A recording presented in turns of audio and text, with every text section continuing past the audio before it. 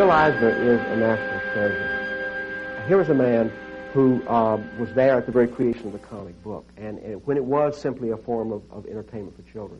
He had a vision that you could take this form in a direction that would make it artistically powerful and respectable. Will Eisner é um mestre dos quadrinhos.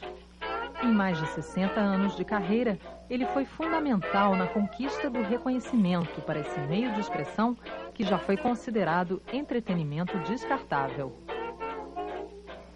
My impression of Will Eisner's body of work is that I have been privileged to know a genius.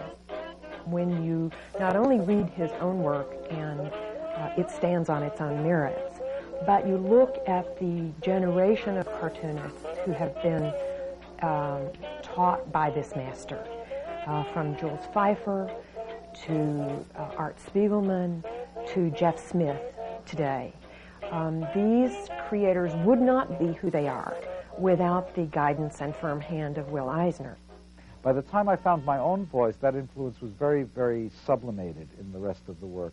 Although I would say that even in Mouse, where Eisner was not at the front of my brain, there are panels here and there, like one panel early in the first book of Mouse, where a ticket is bought to go from Sosnowiec to Częstochowa.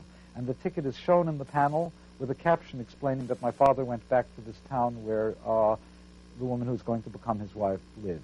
And this, putting a caption inside a ticket, rather than inside a little regular box, but something that looked like a train ticket, has a very specific pedigree. It's Eisner's approach to finding all of these different strange things that can become a panel, so that a postage stamp can be a panel of a comic, poster on a wall, a window, kind of cannibalizing of all other visual metaphors and forms to make his own comic book stories. This certainly was a very strong thing for me.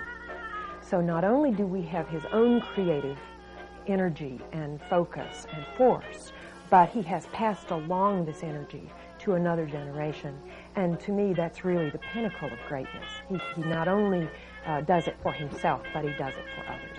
I think, in essence, what he was doing was he was paving the way. I mean, he could have set up a toll booth there, and as all the rest of us came up over the horizon, running toward the territory he'd already opened up, and he could have charged a hell of a toll, but he was so generous. It's just like hey, come on, jump in, the water's fine.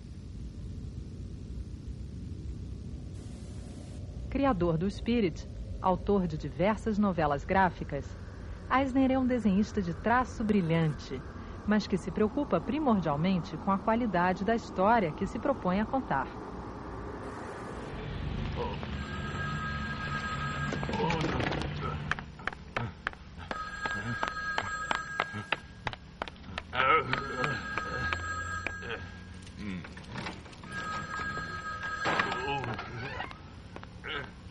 Hello?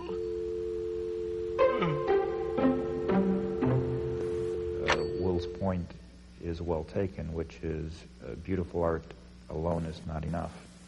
And as he often says, there are, in the comics field, many people who are regarded as cartoonists who really are illustrators or decorators. They're not really storytellers.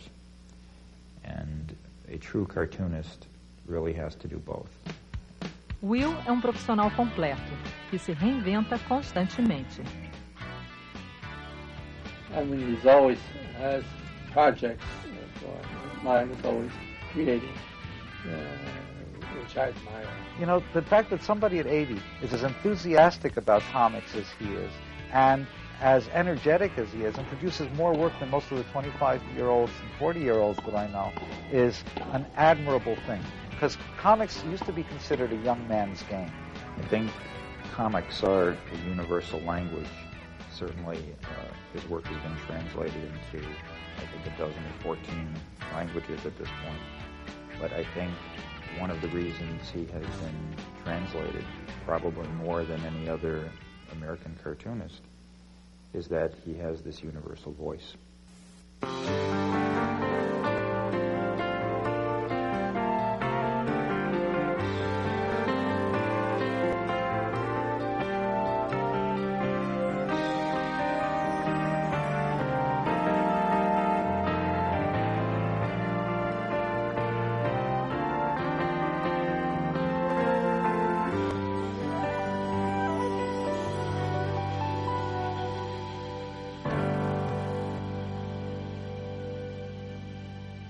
profissão cartunista traz o mestre à prancheta para uma aula sobre quadrinhos e o que o próprio Eisner convencionou chamar de arte sequencial.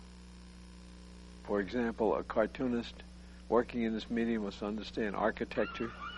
He must understand a certain amount of sociological interaction between human beings, a little bit of psychology. He must understand physics, such as the law of gravity and the movement of force and counterforce. A young cartoonist or someone entering this business must develop for himself a broad view of life. He must understand human experience and human interaction. He must understand how people respond. He must understand something about life itself. In fact, in this medium, nothing is done accidentally.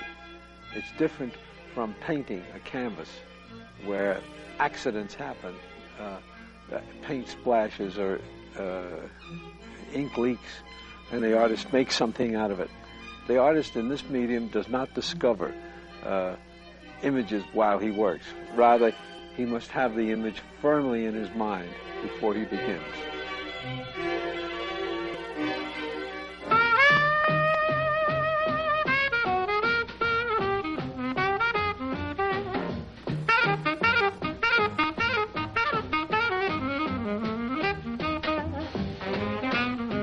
A primeira ferramenta desse profissional versátil é o conhecimento das teorias e técnicas das artes plásticas.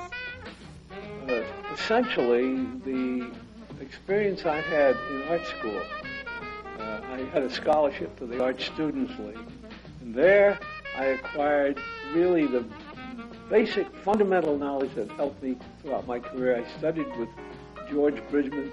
He taught me anatomy. And what I learned about anatomy then helped me throughout my entire career because I'm dealing essentially with people, and emotions are transmitted by posture and gesture.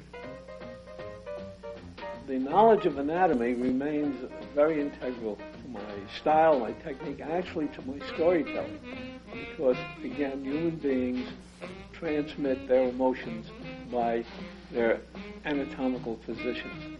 So once you understand that, you can then better display and employ the actors within the stories that you're telling.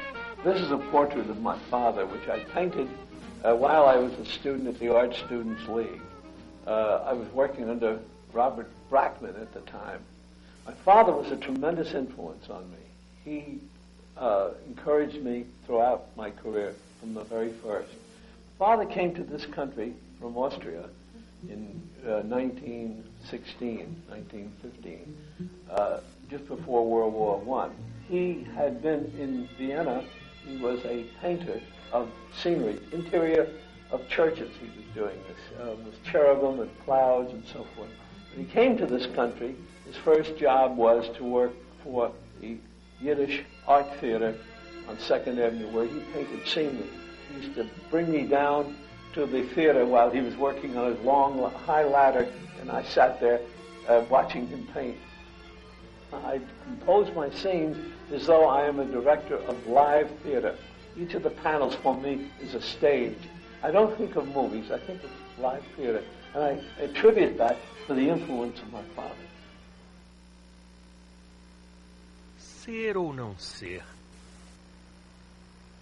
Eis a questão. His cartooning is brilliant.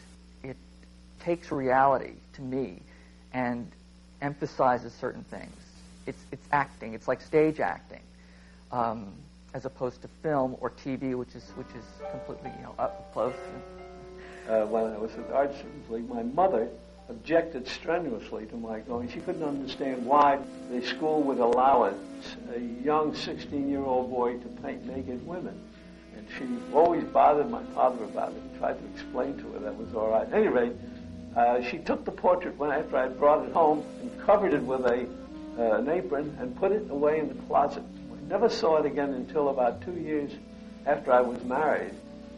We were fixing up a new house, myself and my wife, and my mother came up with this thing all wrapped up and gave it to my wife and said, look, now that you are married, now that he's a married man, it'll be all right for you to hang this picture in the room. Se a influência paterna se faz sentir na formação do jovem Will, sua mãe também foi fundamental. Ela queria que Will fosse um próspero homem de negócios e não um artista. Isso acrescentou mais uma dimensão na personalidade de Eisner. Remember, I have two sides to me. I'm schizophrenic. I have one foot under the desk and the other foot under the drawing board. I've enjoyed business. I enjoy the business side of it.